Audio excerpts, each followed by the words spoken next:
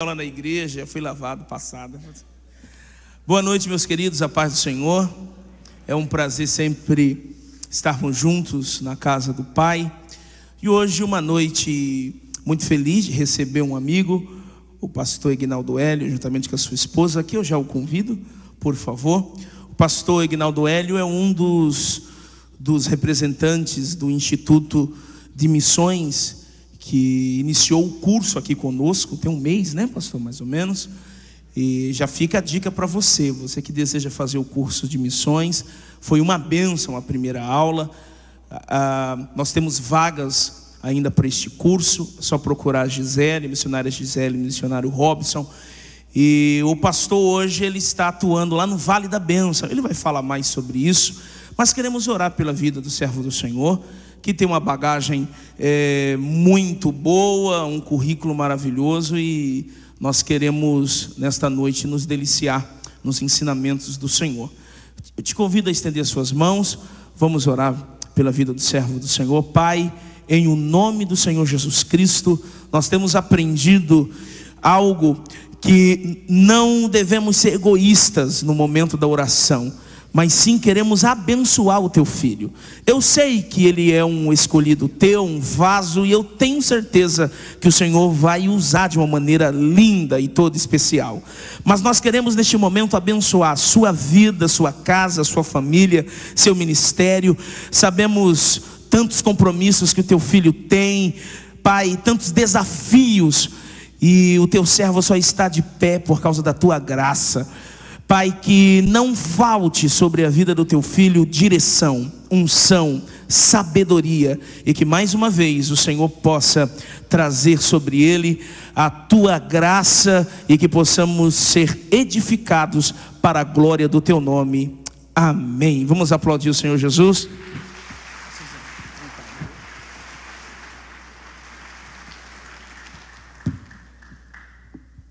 Paz do Senhor a todos. Amém. Quero agradecer aqui a oportunidade, agradecer pastor Samuel, pastor Luiz Fernando. Agora deixa eu compartilhar uma coisa aqui, antes de falar qualquer coisa, que o pastor Luiz Fernando, ele não vai lembrar, né? Mas pastor Luiz Fernando teve uma palavra muito abençoadora sobre a minha vida, muitos anos, talvez uns 15 anos atrás, e ele estava pregando no conselho de pastores de Praia Grande, e ele foi orar por mim. Só que aquela oração que ele fez era muito mais do que uma oração, era uma profecia. E ele falava de muitas portas se abrindo, de Deus colocando pessoas no meu caminho para me abençoar, de mudanças na minha vida. E eu guardei aquela palavra, sempre lembro dessa oração dele ali em Praia Grande. E realmente nesses anos todos é o que Deus tem feito. Deus tem aberto portas, Deus tem nos levado para lugares diferentes, com pessoas muito boas, pessoas muito maravilhosas de Deus, que tem nos abençoado, homens, mulheres, casais. Então eu louvo a Deus por tudo que Ele fez. Eu lembro dessa palavra, marcou muito minha vida. E aí eu lembro de Efésios 3:20, Deus é poderoso para fazer infinitamente mais do que tudo aquilo que pedimos ou pensamos.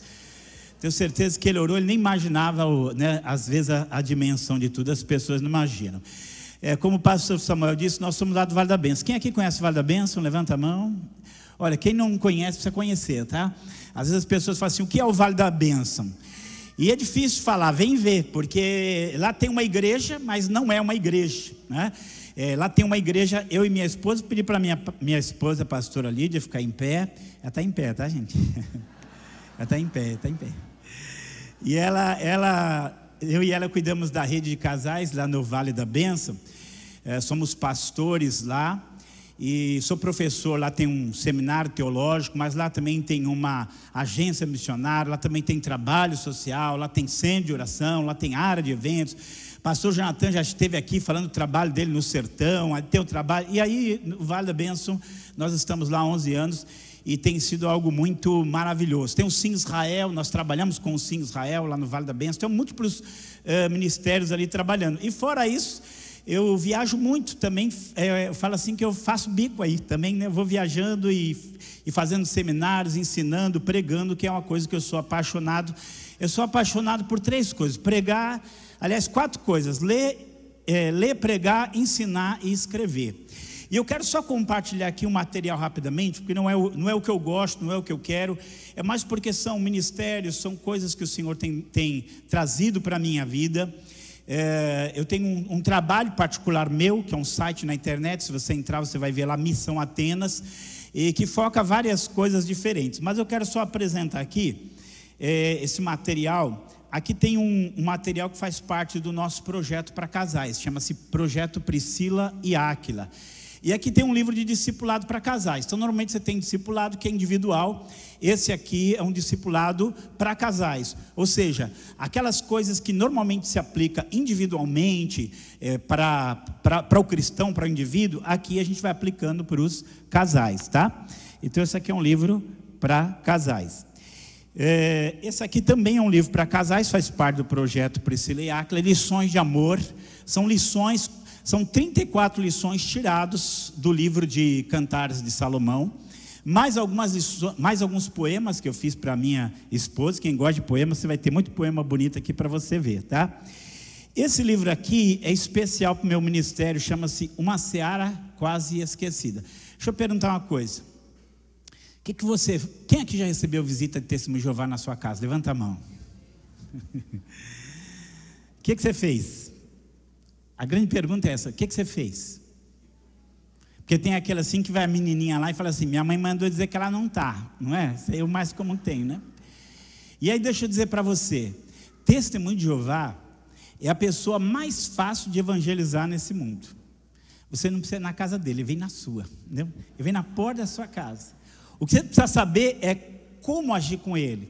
Você precisa ser treinado, você precisa aprender. Então esse livro aqui, Uma Seara Quase Esquecida, é o desafio de ver grupos religiosos como campos missionários. Ao invés de olhar assim, ele é mórmon, ele é Testemunho de Jeová, ele é espírita, eu vou ficar longe dele, é aquilo não, Deus pode me dar graça, sabedoria, estratégia, para que eu leve ele a Cristo. Então esse livro aqui, Uma Seara Quase Esquecida, vai falar disso aqui. Israel, povo escolhido, verdades bíblicas que vão ajudar você a entender a importância desse povo. Por que Israel é importante? Por que ele é importante? Qual a razão? Por que eu abro a Bíblia, tem Israel? Eu ligo a TV falando de Israel, eu leio o jornal falando de Israel. Por quê? Há um papel de Israel na história, no plano de Deus, e esse livro aqui ajuda você a entender. Aqui, para quem gosta de escatologia, aqui tem 45 horas, quase 50 horas de áudio a respeito de tudo que você imaginar de profecia bíblica, escatologia, anticristo, governo mundial. Você tem aqui uma série de estudos sobre isso. E esse aqui que eu lancei esse ano, Marxismo Selvagem, um manifesto contra os ataques do marxismo cultural. Então esse é um assunto hoje que se fala muito, e esse livro é uma visão bíblica, é um chamado, é um manifesto mostrando o perigo disso, que nem precisaria ensinar, porque todo mundo sabia que era um perigo, de repente parece que virou um negócio inofensivo. Então esse livro aqui vai falar disso. E por último, eu não quero falar muito desse livro agora, Pés Formosos das Ruas das Nações. Esse aqui é um testemunho que eu escrevi chorando, e que eu vou compartilhar um pouco aqui com vocês, porque inclusive tem a ver com Guarujá, tá? Mas eu queria que você abrisse aí sua Bíblia em Mateus capítulo 9. Eu não quero demorar muita coisa para compartilhar. Mateus capítulo 9, nós vamos ler a partir do versículo 35. Mateus capítulo 9, versículo 35.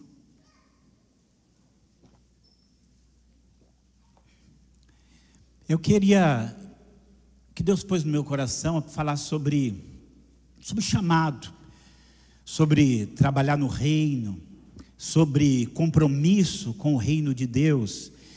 E aqui diz assim, capítulo 9, versículo 35.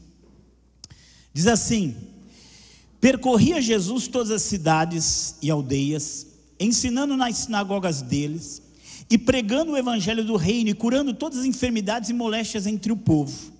E vendo as multidões, teve grande compaixão delas, porque andavam desgarradas como ovelhas que não têm pastor.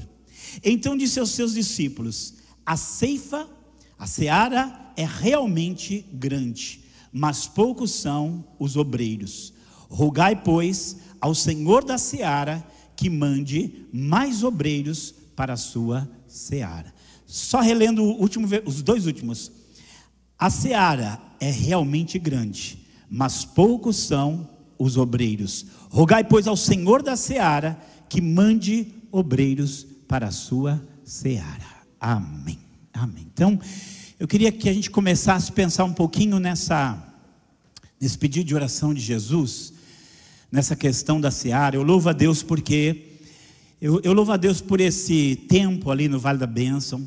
É um lugar de missões, é um lugar de missionários, um lugar onde você vê histórias assim maravilhosas do que Deus pode fazer quando Ele encontra pessoas que estão dispostas a ouvir aquilo que Ele tem.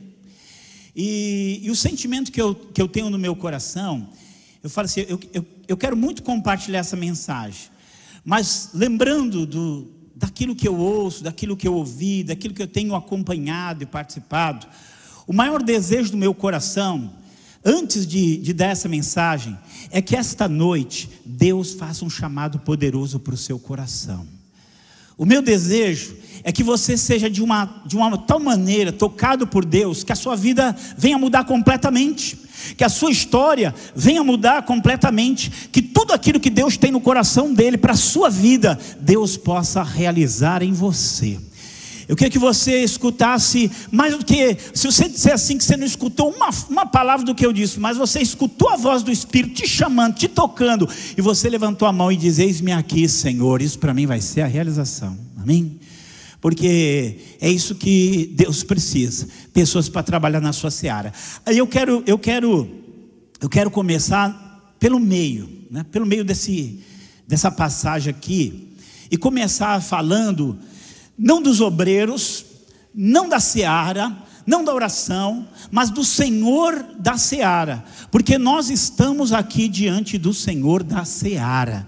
Nós estamos aqui diante desse que é o dono dessa seara, que é Senhor absoluto sobre todas as coisas. Senhor absoluto sobre todas as coisas, que faz coisas que a gente nem imagina, que é poderoso, como eu disse, é poderoso para fazer muito mais do que você diz e muito mais do que você pensa, amém? É gostoso, eu dou curso para os missionários, e a gente ouve as histórias dele. Estou lembrando aqui de uma irmã, que um dia ela está num culto de missões, e o pastor fala assim para ela: irmã, que você acha de ir para Moçambique fazer missões? E ela olhou para o pastor assim, sabe aqueles nordestinos arretados? Deus me livre, pastor, vou não. O que aconteceu com ela? Ela agora é missionária lá em Moçambique. Porque a gente olha assim, e a gente pensa: Ele é o Senhor da seara, Ele é Senhor das nossas vidas, Ele é Senhor deste mundo. Embora a gente olhe esse mundo aqui, né? E esse mundo do jeito que está perdido, mas pode ter certeza, Deus é o Senhor da seara. Ele vai movendo. A seara não é nossa. A seara não pertence a nenhum pastor, não pertence a nenhum líder, não pertence a ninguém particularmente. A seara pertence ao Deus Todo-Poderoso. E aí nós temos que saber que o plano é dele. O plano é dele. Você está hoje aqui, mas você nem sequer imagina o que Deus pode fazer com você amanhã. Você traça os seus planos ali, mas deixa eu dizer, o que vai prevalecer na sua vida são os planos do Senhor. O mover é dele, o mover é dele. É Ele que planta desejos no coração, é Ele que te impulsiona para enfrentar as coisas difíceis. Não pensa que a seara é fácil, não. A seara muitas vezes ela é difícil, ela é amarga, ela é duro, mas pode ter certeza, Deus, Ele é o Senhor da seara, e se Ele quer fazer algo, Ele faz. Ele é o Senhor da seara e não você. A obra é dele e não sua. Então eu quero que você esteja atento em tudo aquilo que Deus Ele deseja fazer. Não sou eu quem faço, é o meu Deus. É meu Deus. A correnteza, pensa assim numa correnteza muito forte, que é Deus realizando a sua vontade sobre a terra. Pensa numa correnteza assim muito forte de Deus, levando as coisas para onde Ele quer levar. E deixa eu dizer para você nesta noite, entra na correnteza de Deus para a sua vida. Entra na correnteza de Deus para a sua vida. Não importa, sabe, eu vou vendo as coisas assim, vai me encantando ver Deus. Lá no Vale da Bênção tinha um casal, que eu sempre admirei eles. Um casal, ele tinha alemão, os dois alemães, ele com 83 anos, e ela com 78 anos. Durante 23 anos, eles trabalhando, sabe onde? No meio dos índios. E sabe com quantos anos esse homem quantos anos se converteu? Ele se converteu com 55 anos. Sabe com quantos anos ele saiu para missões? Com 60 anos de idade. 60 anos de idade, ele foi estudar para ir para missões. Ele era, só para você ter ideia, ele era um filho de um nazista. O pai dele foi nazista. E um dia a mulher dele, apaixonada por Israel, queria levar ele para Israel. E ele ficou com medo, ele falou, não vou não, eles vão me prender lá, não vou deixar sair de lá não.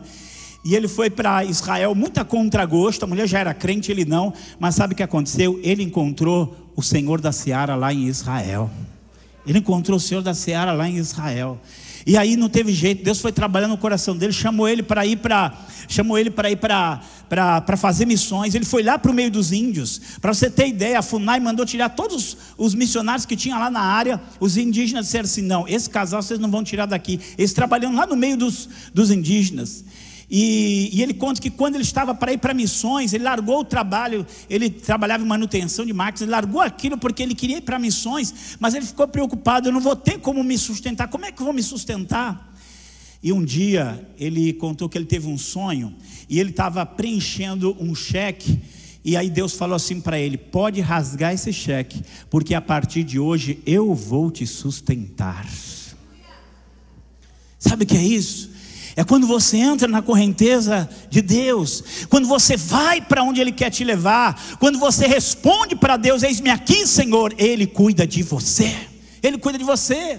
Ele já estava lá no meio dos índios, e de repente ele recebeu um chamado para ir lá numa empresa. E ele foi lá na empresa e falou, não, eu vou falar para o dono da empresa, que eu não quero voltar a trabalhar, eu quero fazer o que Deus quer, eu quero fazer a obra de Deus. E ele chegou lá, o dono da empresa pediu para ele fazer a manutenção das máquinas. Ele falou assim, olha, eu não vou, porque eu estou envolvido na obra missionária, e eu não vou mais me envolver com as coisas deste mundo.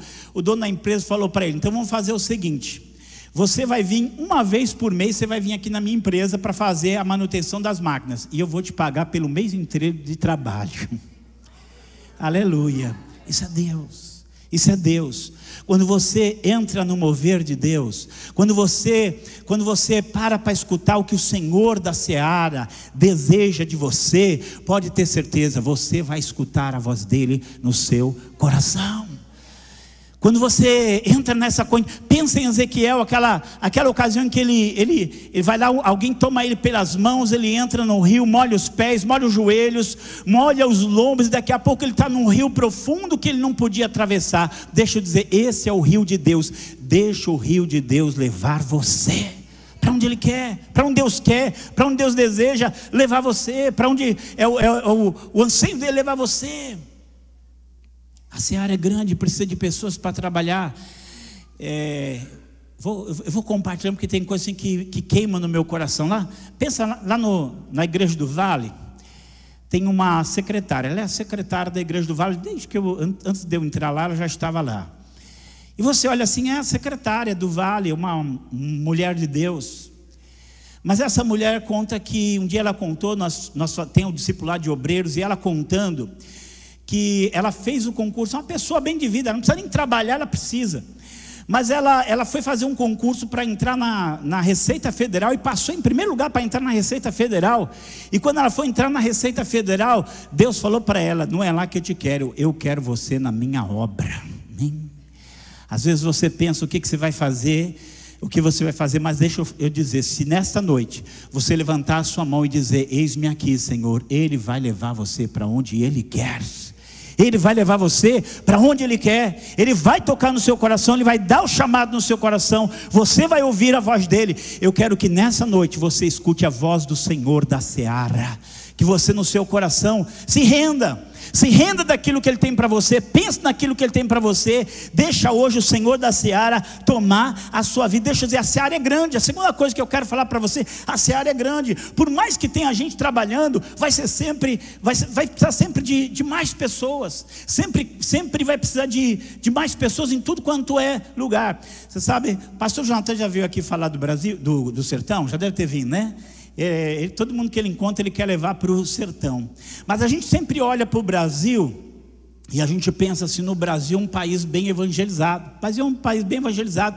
Tem uma igreja em cada esquina, tem programa de rádio, de TV, tem livros, tem um monte de lugares.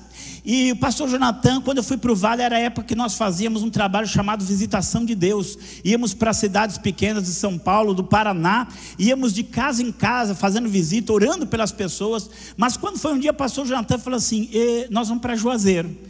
E naquela ocasião eu falei assim: mas para Juazeiro, pastor? Juazeiro é tão longe, Juazeiro é uma cidade tão grande, por que o senhor quer ir para lá? Ele falou: eu estou sentindo que Deus está nos movendo lá para Juazeiro. E eu achei aquilo, eu confesso, eu achei aquilo um absurdo. Eu achei que aquilo não era hora, eu achei que aquilo era desnecessário. Mas não interessa o que eu acho, interessa o que o Senhor da seara, Ele diz. Interessa aquilo que Ele diz. Quando ele foi para o sertão, na época saiu um estudo assim, mostrando que o percentual de crentes no Brasil inteiro era 21%. No sertão nordestino, todo o Brasil é 21%, inclusive no litoral do Nordeste. Mas no sertão nordestino, 3%. Algumas cidades, menos de 1%. Muitos lugares, sem sequer uma igreja. E de repente você olha para um lugar tão evangelizado quanto o Brasil, e você encontra um ponto ali, onde o evangelho não está presente. Deixa eu dizer para você, a seara continua grande. As necessidades continuam muitas, mesmo numa cidade com muitas igrejas, você vai encontrar pessoas se suicidando, pessoas se drogando, pessoas se envolvendo com coisas malignas, pessoas se prostituindo, pessoas querendo a morte, pessoas fazendo coisas terríveis. Deixa eu dizer, a seara continua grande, e Deus está contando com você,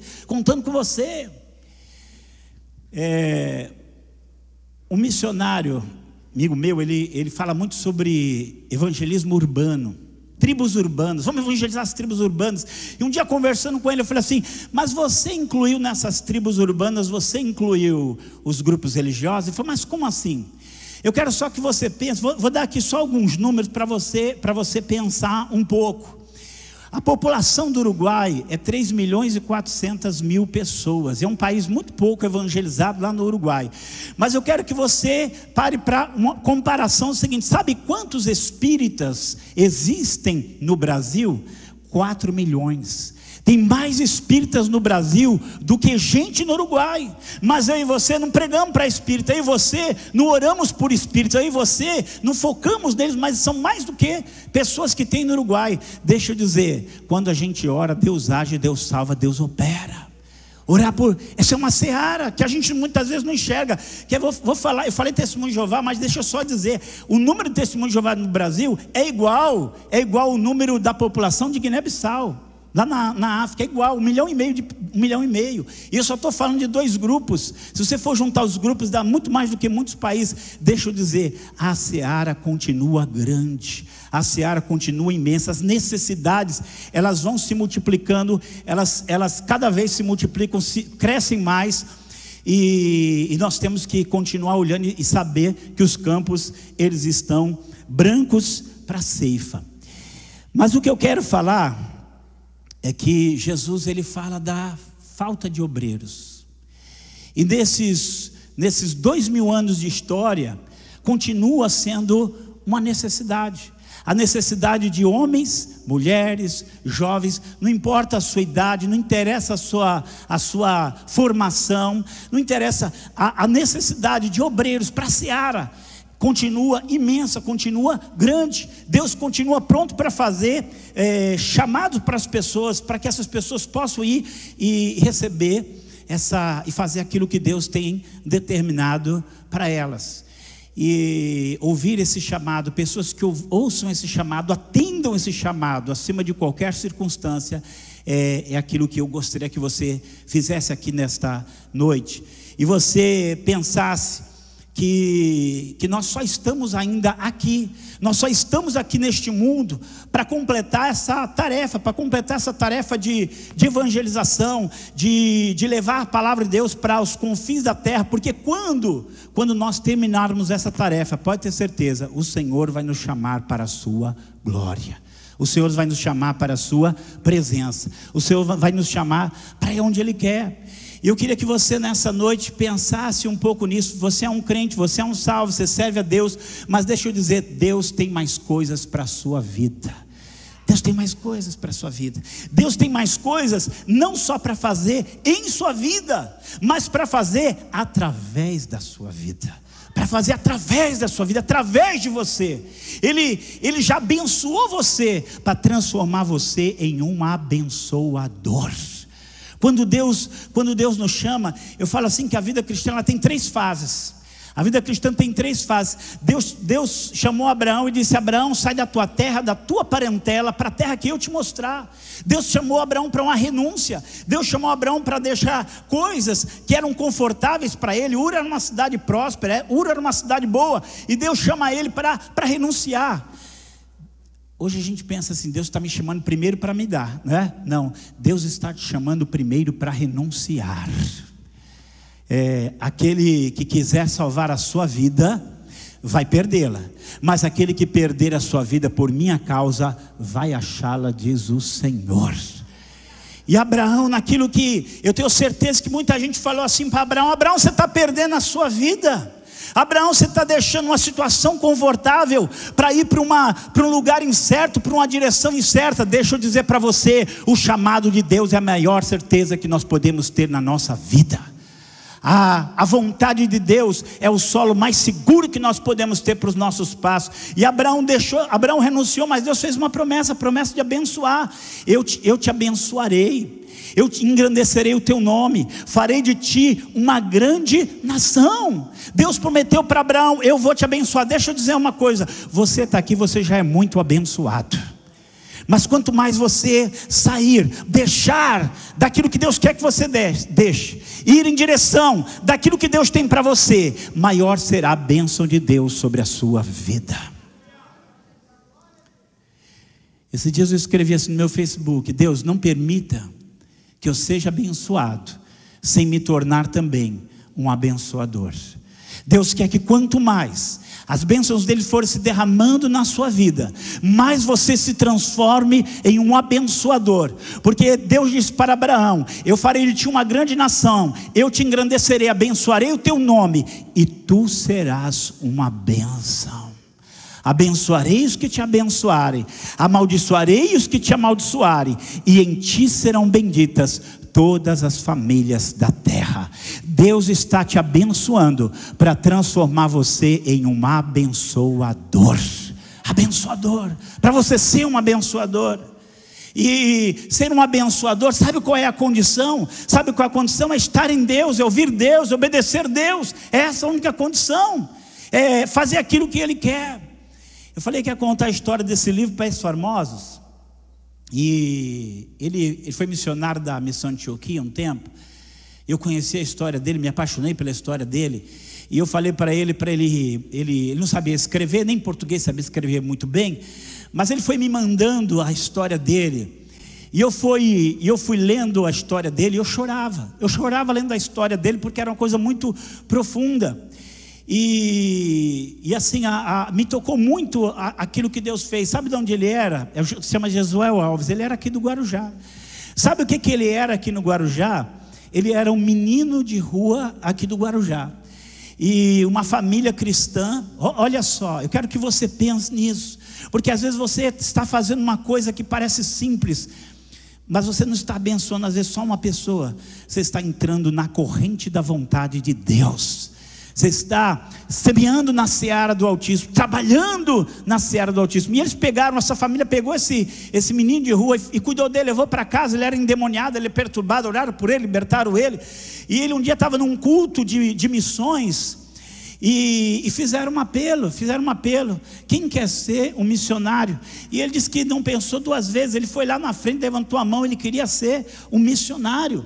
E ele conta que quando ele saiu dali, os outros jovens falaram assim para ele: mas você quer ser um missionário, mas você não sabe nem ler e escrever, você quer ser um missionário? Eu falei: eu não sei ler nem escrever, mas eu quero ser um missionário, e eu vou ser um missionário de Deus.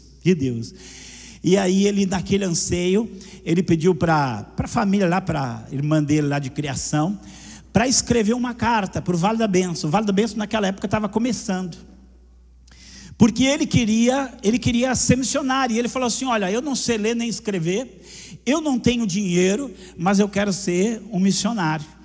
E aí o Vale da Bênção respondeu para ele: a gente não consegue te ajudar, a gente não consegue te dar bolsa, você pode estudar à distância. Mas ele não se conformou com aquilo, ele pôs uma mochilinha nas costas, foi lá para o Vale da Bênção, desceu lá e procurou o pastor Jonathan e falou: pastor Jonathan, eu estou aqui, eu não sei ler nem escrever, eu não tenho dinheiro, mas eu quero ser um missionário.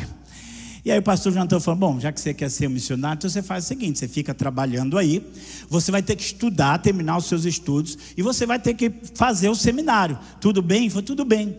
E ali ele fazia tudo isso, e além disso ele orava a Deus. Quem nunca foi no vale, lá tem um centro de oração, mas ele gostava de ir para um lago que tinha lá, e ele ficava orando naquele lago, e Deus falava para ele que Deus ia levar ele para missões. Só que ele tinha tanta dificuldade para aprender, que o seminário numa hora chegou para ele e falou assim: você não tem condições, você não consegue acompanhar, você fica trabalhando aqui no Vale da Bênção de voluntário, e Deus vai trabalhar na sua vida. E ele ficou lá trabalhando de voluntário, mas ardia no coração dele aquela chama. Deixa eu dizer uma coisa, deixa Deus acender um fogo hoje na sua vida. Deixa Deus acender um fogo hoje na sua vida, que nada vai poder apagar. Um desejo de cumprir a vontade dele, que nada vai poder apagar. Deixa Deus acender o fogo dele na sua vida. Amém? Deixa acender.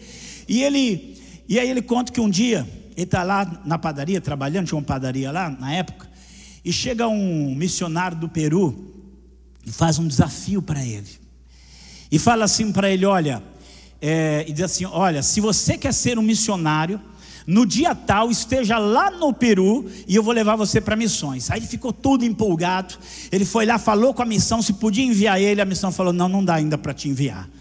E aí ele ficou triste com aquilo, mas ele orou a Deus, ele falou assim: Deus, se o Senhor realmente tem um plano na minha vida, o Senhor vai me dar o dinheiro que eu preciso, da passagem para eu ir lá para o Peru. E ele disse que ele estava no culto, e de repente um irmão que ele fala assim, que nem gostava dele, foi lá e colocou um negócio no bolso dele e falou assim: ó, isso aqui Deus mandou eu te dar.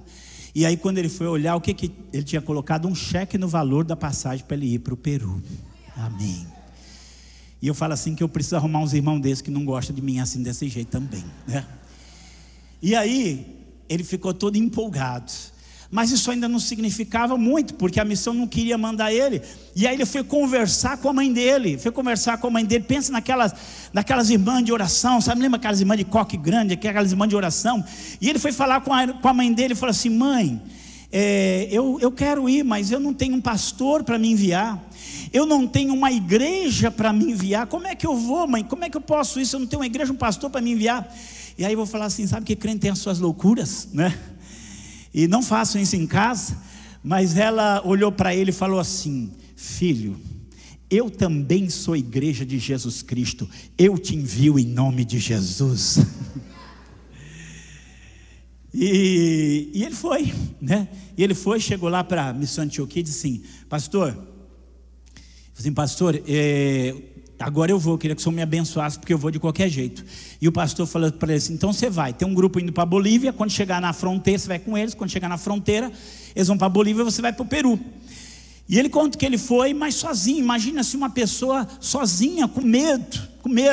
E quando ele chega na fronteira, assim, que ele começa a ouvir o pessoal falando espanhol, ele começa a ficar com medo, e do nada um irmão coloca a mão no ombro dele e fala assim: aquele que põe a mão no arado e olha para trás não é apto para o reino de Deus. E ele, quando escuta aquilo queima no coração dele, e ele vai, né? E eu gostaria de dizer para você que foi tudo muito fácil, tudo muito simples, mas não foi. Foi um caminho difícil, foi um caminho dolorido, porque ele está indo, ele não sabe nem o que ele vai fazer direito. Ele tem uma história assim, que ele chega numa cidadezinha e tem uma igreja católica abandonada, que ele faz? A igreja católica lá abandonada, porta aberta, ele abre ali, limpa a igreja, cobre os santos que tem na igreja e começa a pregar. E o pessoal começa a vir ali, e o pessoal começa a ouvir a palavra, e o pessoal ainda falava assim: nossa, esse padre prega bem, né? O padre prega bem. E ele pregando ali, e aí ele começa a pregar, a pessoa se converter, pegou uma moça, se batizou, uma alegria, batizou a moça. A igreja católica fica sabendo, avisa o delegado, vai preso. Foi preso, passou 1 dia, 2 dias na cadeia lá. Quando ele sai de lá, ele sai apavorado, liga para a mãe dele, né? Que a mãe, a gente lembra: mãe, eu vou voltar, eu estou com medo, fui preso, mãe. Mãe dele fala assim: você não vai voltar coisa nenhuma, meu filho, eu estou orando por você e Deus vai dar vitória para você, amém.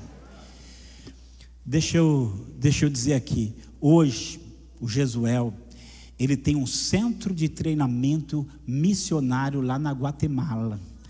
Hoje ele manda missionários para várias partes do mundo, glória a Deus. Hoje ele vai lá para os Estados Unidos falar de missões, ele vai lá para a Europa falar de missões. E se eu olhar, e vou falar, mas talvez você pense assim: não, mas é um homem muito saudável. Desde que eu conheço ele, os 11 anos que eu conheço dele, ele vive doente. Daqui a pouco, Jesuel está doente, e daqui a pouco ele está curado.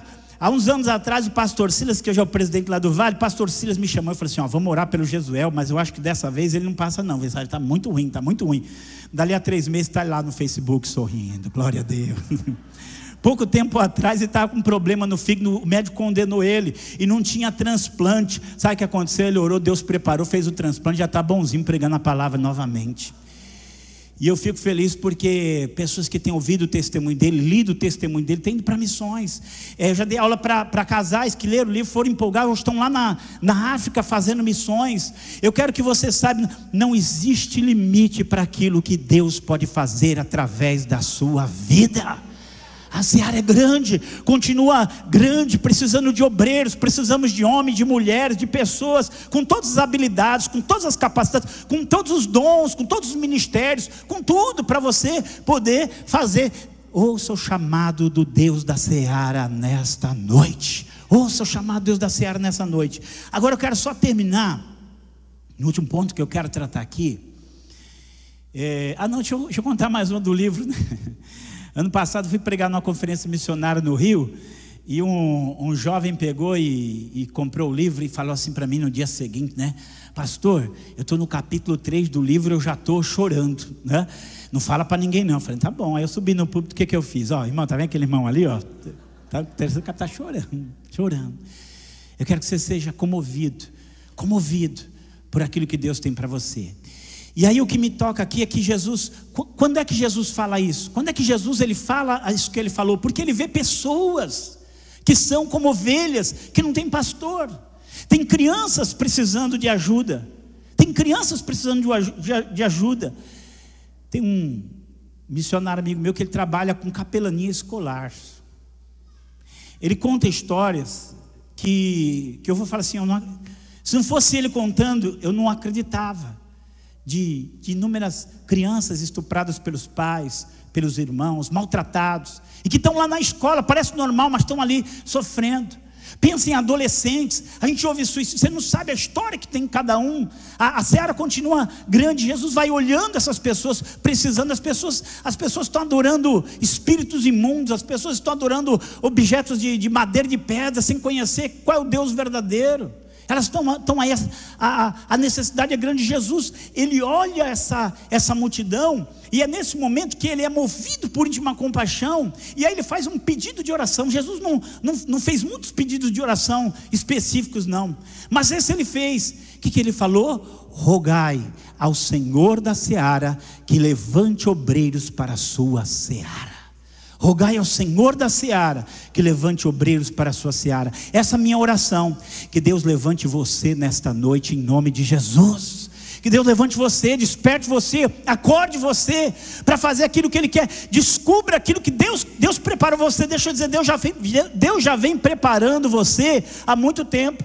Deus já vem moldando você há muito tempo. Deus já vem tocando no seu coração há muito tempo. Mas muitas vezes você quer resistir, muitas vezes você quer dizer não. Renda-se a Deus nessa noite e deixe levar você para onde Ele quer. Para onde Ele quer, para onde Ele deseja. Não resista àquilo que Deus tem para você. E Jesus fala: rogai, pois, ao Senhor da seara, que mande obreiros para a sua seara. Sabe o que me comove nesse pedido de oração de Jesus? Jesus não falou assim: mande recursos. A gente às vezes pensa que a coisa que nós mais precisamos é recursos, que as coisas que nós mais precisamos é métodos, que as coisas que nós mais precisamos é estrutura. Nós precisamos de dinheiro, estrutura e método. Mas a coisa que Deus mais quer para fazer a obra dele sobre a terra é a sua vida. É através da sua vida que ele vai fazer o que ele tem que fazer, realizar aquilo que ele tem para realizar. Seja você essa pessoa que vai orar: Senhor, levanta obreiros para a tua seara. Mas mais do que isso, deixa eu dizer uma coisa: você pode ser a resposta da sua própria oração.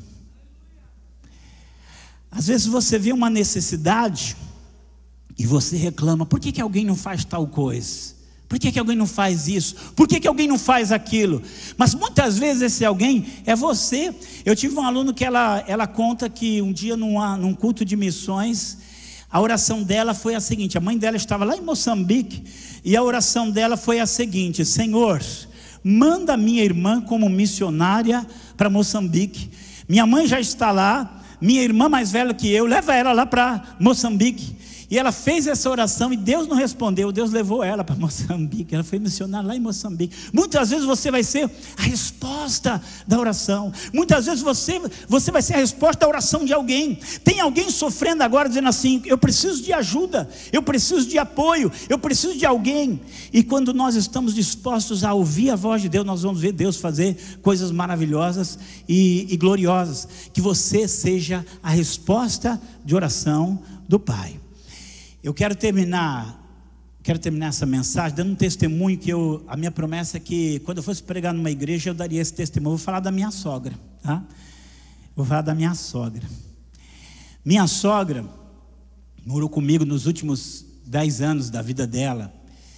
Você sabe aquelas pessoas assim, ela morreu com 89 anos.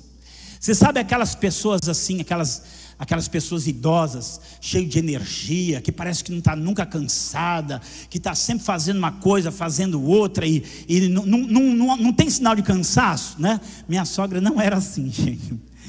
Minha sogra, a gente tinha medo, porque ela parecia um negocinho frágil, gente, sabe assim, ela tremia assim, era uma coisa, para chegar na igreja, que era uma quadra, ela demorava meia hora, ela ia devagarinho, né? Ela ia devagarinho ali fazendo as coisas.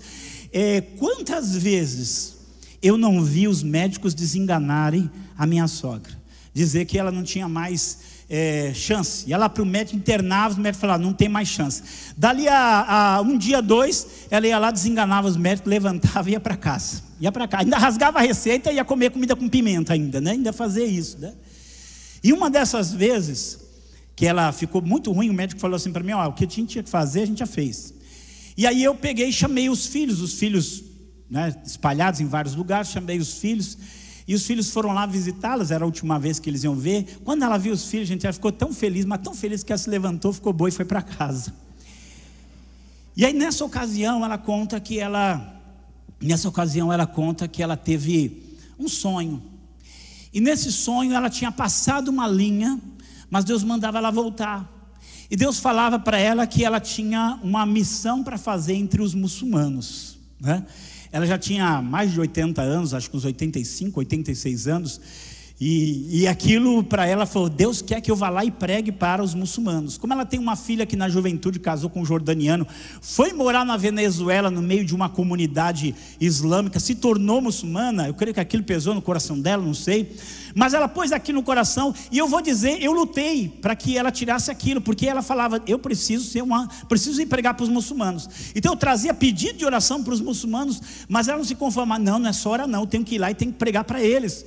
E aquilo era forte, tão forte na vida dela. Eu fui no Vale, não morava no Vale na época, morava em São Vicente, e eu fui lá no Vale, ganhei um livro, Como Ganhar Muçulmanos Através do Alcorão. Ela leu o livro 5 vezes, gente, porque ela queria pregar o evangelho para os muçulmanos.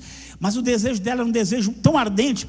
Foi ter um seminário, uma palestra sobre evangelismo de muçulmanos. E ela foi lá, pediu para levar ela lá. Ela chegou lá e falou para o missionário assim: Deus me chamou para ser missionária para os muçulmanos. E, gente, por isso que eu falo assim, às vezes o povo de Deus tem umas loucuras, né? E esse missionário, o que ele me faz, gente? Eu tentando tirar aquilo da cabeça dela. Ele vai lá, coloca ela em cima do púlpito e ungiu ela missionária para os muçulmanos. Aquilo para mim era loucura, mas deixa eu dizer, a loucura de Deus é mais sábia do que os homens. Amém? Loucura de Deus é mais sábia do que os homens. E ela continuou com aquilo lá, e eu tentando tirar aquilo lá. Mas ela era uma mulher desejosa de fazer realmente aquilo. E eu lembro assim, tinha vezes que a gente chegava em casa, ela sumia. Cadê ela? Imagina uma anciã sumiu. Ela estava lá indo devagarinho de casa em casa, colocando folhetos, porque ela queria fazer a obra. Uma certa ocasião, a gente estava passando de carro numa rua, e ela pegou e falou assim: para o carro. Aí nós paramos o carro, e ela desceu do carro, tinha um homem assim sentado na calçada. Ela pegou um folheto, deu para aquele homem e falou para aquele homem assim: vai para a igreja, e entrou no carro. E aquele homem balançou a cabeça, e fomos embora. No dia seguinte, parou uma van na frente da casa daquele homem, e homens encapuzados metralharam aquele homem, toda a família dele morreram. Eles envolvidos com uma série de coisas erradas, e ele morreu naquele dia. Através dela, Deus deu o último chamado para ele. Então o anseio dela de fazer aquilo era muito grande. Para ter ideia, ela estava com 88 anos, gente. Ela arrumou uma discípula de 90. Discípula de 90. Visita de 90 anos, não sabia ler. Ela ia na casa da visita toda semana para ler a Bíblia para a discípula dela. E ela foi lá. Então o anseio dela era muito grande. Aí quando foi um dia, essa minha cunhada lá da Venezuela liga, dizendo o seguinte: olha, o meu filho está indo aí para o Brasil, filho da meu sobrinho, e ele é ministro muçulmano. Ele vai passar por aí, era para ele ir para os Estados Unidos, acabou passando por aqui, e falou assim: não é para vocês falarem nada para ele. O falar nada para ele é dizer assim, não é para evangelizá-lo, é assim que eles são mesmo. E aí ele veio para o Brasil. O dia que ele veio para o Brasil, imagine assim, um homem de quase 2 metros de altura, o outro que estava com ele, acho quase 2 metros, uma barbona, aquela túnica. E aí ela estava na casa da minha cunhada, eu encontrei eles, e já fui lá na casa da minha cunhada falar, porque a gente segurar a língua de sogra é difícil, né, gente? E aí eu fui lá, eu tenho que ir lá, aí quando eu cheguei lá, que eu ia falar alguma coisa para ela, eu falei: já é tarde. Eu já fiquei 1 hora falando de Jesus para eles. E ela ficou uma hora pregando Jesus para eles, falando de Jesus para eles. E quando ela acabou de falar, sabe o que meu sobrinho olhou para ela e falou assim: vó, eu vou levar a senhora comigo para a Venezuela.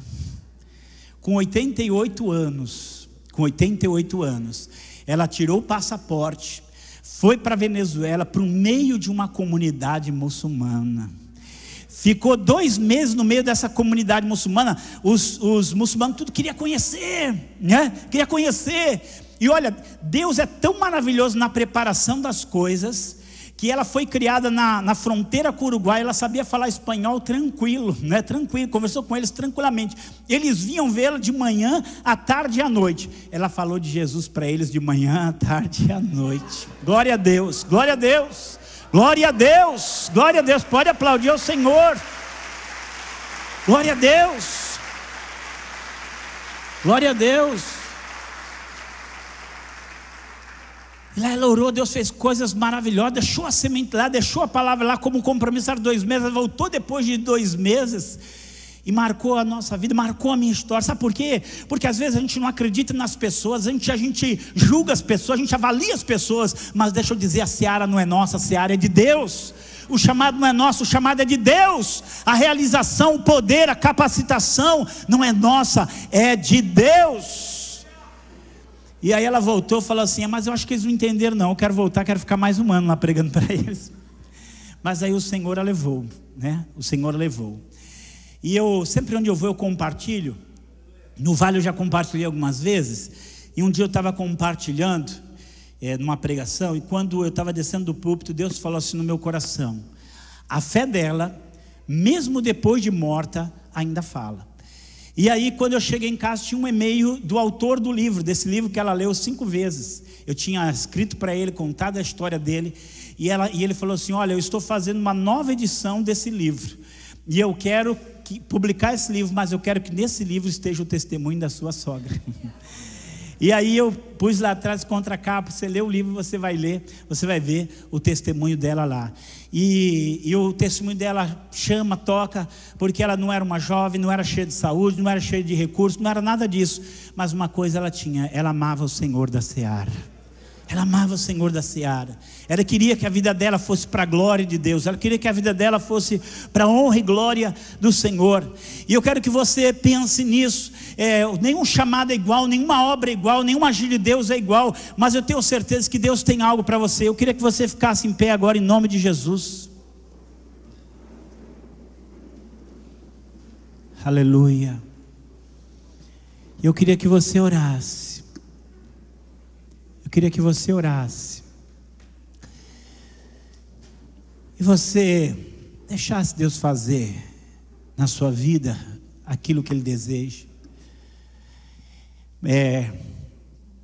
Ele tem para nós muito mais. A gente é apegado a muitas coisas. A gente tem muitos medos. A gente tem muitos receios. E às vezes Deus falando, eu quero que Deus hoje comece a acender um fogo dentro de você. Um fogo que você não consiga apagar, que você não consiga sossegar. É tão lindo, gente, é tão lindo. Tem um pastor amigo meu, que o pai dele era pastor, e sofreu muito. Eram tempos difíceis para pastores. Então quando ele cresceu, a mãe dele, os próprios pais falavam, você não vai ser pastor não, tá? Fazer outra coisa na vida. Ele falou, tá bom. E aí quando ele chegou aos 18 anos, a irmã dele me contou que ele ficou calado. Ele não falava nada, não falava com ninguém. As pessoas começaram a ficar preocupadas. Será que ele está em depressão? O que será que ele tinha? Ele ficava trancado no quarto dias, só saía para comer, não falava com ninguém. Dali a uns 6 meses ele saiu e reuniu a família e falou assim, olha, esses 6 meses eu estou aqui lutando com Deus, porque eu disse que eu não ia ser um pastor, mas esses 6 meses Deus me chamou para que eu cumprisse a vontade dele, e eu hoje me rendi. Eu vou fazer a vontade do Senhor.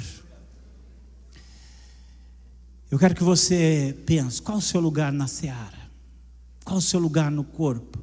Qual é o seu lugar no reino? O que Deus tem para você? Eu quero que você ore, deixe Deus, Ele sabe, Ele tem. Não olhe para você não.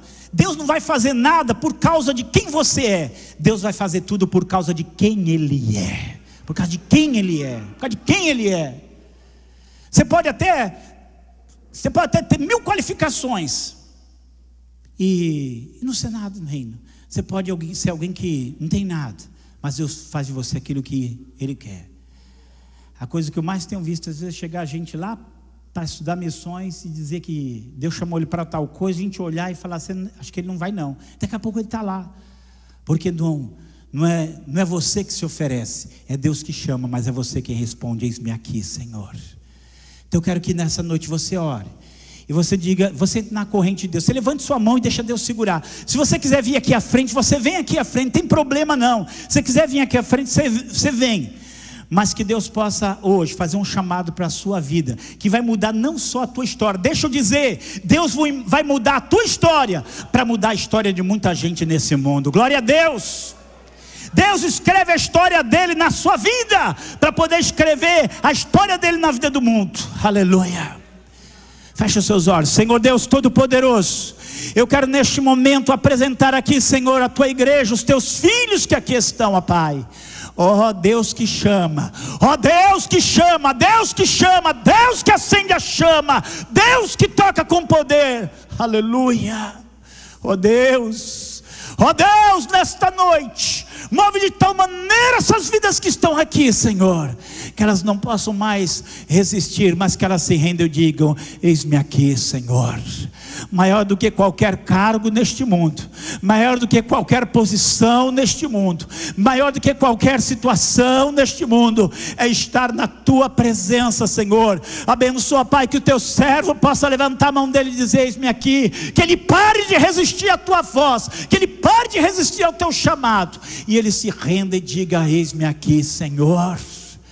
que o Senhor os leve, ó Pai, para onde o Senhor quer, para onde o Senhor deseja, para onde é a tua vontade e o teu plano, para fazer aquilo que o Senhor já tem preparado. Ele nem sabe, ele nem conhece, ele nem entendeu os caminhos que o Senhor tem traçado, ó Pai, mas eu peço que nesta noite, ó Deus, fique claro aquilo que o Senhor deseja, aquilo que o Senhor almeja cada vida, ó Deus, que neste lugar aqui, o Senhor levante muitos obreiros para a tua seara, Deus.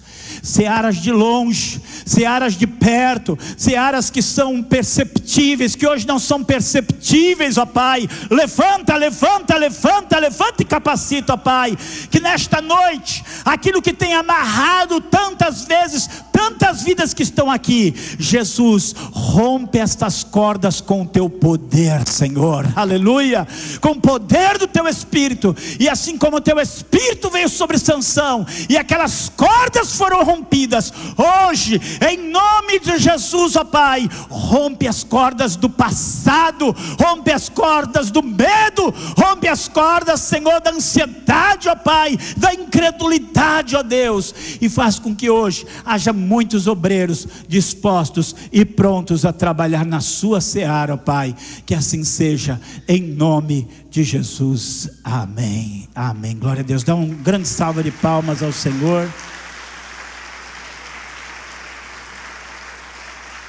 Aleluia. Glória a Deus. Glória a Deus. Deixa eu só dar um último aviso aqui. Nós estamos com um curso de missões, é um curso modular de missões, de 20 módulos, 2 fases de 10, aos sábados, um sábado por mês, todo terceiro sábado de cada mês. Não é o curso lá da Missão Antioquia, é um curso da Missão Caris, que eu trabalho com eles. E a outra fase, a terceira fase, seria aqueles que realmente têm chamado para estar fazendo o curso de preparação missionária lá na Antioquia. E aproveitar e convidar aqui para vocês, agora no dia 2, 3 e 4 de novembro, nós temos ali a conferência missionária.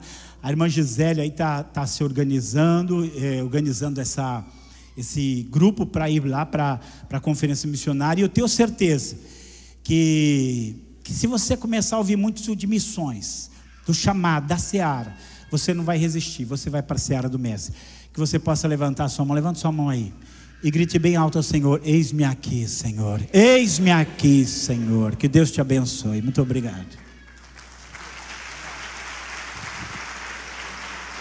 Bom, vocês já ouviram, o curso é aqui, tá? Nós temos esse curso e vamos ter várias práticas. Eu quero dizer 2 coisas rápido, já vou liberar vocês para ir embora. Tem uma história muito linda com a Missão Antioquia, porque em 95 eu fui no seminário lá. Afinal de contas eu já tinha 8, 9 meses de crente, já estava nervoso, estava muito parado, embora eu já trabalhava, para falar a verdade para vocês. E lá eu estava ouvindo uma palestra, eu fui para ouvir uma palestra sobre como ganhar muçulmanos. E eles pregando, era uma menina de Londres que estava ensinando, não lembro o nome da missionária. Eu dizia: não quero nada disso, eu quero ir para o Peru. Não quero nada disso, eu quero ir para o Peru. Senhor, não me leva para lugar, eu quero ir para o Peru. E aí no final, convidaram para cada um abraçasse e orasse por uma bandeira. E eu fui e abracei a bandeira do Peru. Abracei a bandeira do Peru, passou-se 2, 3 meses, fui convidado para ministrar no Peru. E Deus me mandou no Peru 10 vezes seguidas, 10 vezes seguidas, fazendo trabalho missionário. E eu tive um trabalho enorme no Peru por muitos anos. Começamos numa igreja lá com 200, 300 pessoas. Já na última viagem tinha 3.000 e poucas pessoas fazendo trabalho missionário. Até que Deus disse: já não mais o Peru. Então Deus chama cada um na sua função. Eu tenho certeza que Deus vai falar ao teu coração. Tá bom, meu irmão? Pastor Samuel vai levar o pastor para comer uma pizza. Eu sempre ofereço um rodízio de alface. O pastor Samuel, vou explicar, não vou estar com eles e quero que você ore por mim. Eu tenho um compromisso agora, depois do culto, e eu quero pedir oração para a igreja. Sei que não é muito hora de compromisso, mas eu tenho. Vocês sabem que o pastor Ariel veio para cá, desenganado pelos médicos. Na verdade deram para ele alguns dias. E bom, ele veio com uma tentativa, já há um tempo que eu o chamava para vir. O médico desdisse todo o diagnóstico dele aqui. Na verdade, o nosso doutor aqui já tinha achado o estranho diagnóstico, já tinha me dito: olha, não é o que parece, para ser muito verdadeiro. E alguns irmãos aqui. Bom, enfim, o pastor Ariel chegou com dificuldade de andar. tanto que eu tive que ajudá-lo no hotel, numa das noites, foi algo muito grave, com dificuldade de respirar, com a pressão muito alta e tomando insulina 2 vezes por dia. Andava 5 minutos, queria desmaiar, andava 5 minutos, queria desmaiar, e eu, na verdade, tive muito medo de trazê-lo, mas disse: Senhor, alguma coisa a gente precisa fazer. Orar, nós estávamos orando, foi uma responsabilidade, na verdade, além do que eu deveria ter tomado, mas Deus sabe. E bom, enfim, foram tirados os remédios do pastor Ariel. O pastor Ariel voltou, começou a obedecer o médico, obedeceu. O médico disse que se ele se cuidasse não era para transplante, como tinham dito. O pastor Ariel já está andando meia hora, 40 minutos por dia. A pressão baixou. De repente, como o médico aqui havia dito, ele começou a ter uma reversão da sua diabetes, de maneira tão grande que parou de tomar uma das 2 insulinas por dia, e agora já não toma nenhuma insulina mais por dia. Está pregando, o Senhor pode levar ele amanhã, mas até hoje ele está 300 vezes melhor do que ele veio aqui em apenas 1 mês. Volta no mês que vem para o retorno do médico. Deus está fazendo assim. Isto posto, tem uma administradora na igreja com um estado bem avançado de câncer, bastante avançado em alguns lugares, e perguntaram se eu recebia aqui para dar uma ajuda. É uma responsabilidade um pouco anormal para qualquer ser humano, e eu disse sim. Então, se o Senhor permitir que ela viva até a semana que vem, imagino que sim. Não sei se você pode até interromper a transmissão aí já, mas ela está chegando essa semana. Estou acertando, está me ligando aí no culto, mandando mensagem para mim, e eu quero